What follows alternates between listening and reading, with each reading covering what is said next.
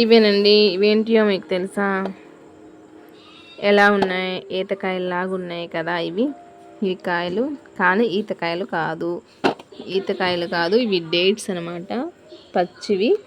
అసలు ఎంత స్వీట్గా ఉన్నాయంటే అంత స్వీట్గా ఉన్నాయి. నాకైతే చాలా చాలా నచ్చినాయి. పచ్చి మీరు ఎప్పుడైనా తిన్నారా డేట్? ఒకసారి కామెంట్ చేయండి. పచ్చి డేట్ తిన్న వాళ్ళు దీంట్లో చాలా ఫైబర్ ఉంటుంది కాబట్టి మనకి చాలా చాలా యూజెస్ ఉన్నాయన్నమాట. ఫైబర్ ఉంటే ఏం దొరుకుతుంది మనకి తెలుసా? మనకి మలబద్ధకం అనేది ఉండదు. దీంట్లో పీచు పదార్థం ఉంటుంది.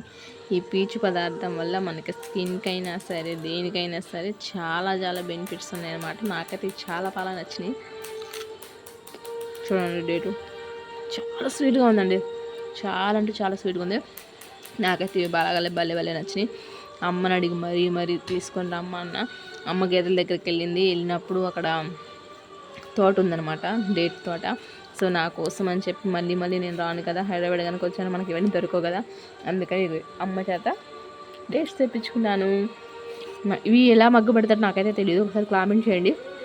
నేను మగ్గు పెట్టుకుని హైదరాబాద్ తెచ్చుకుంటాను.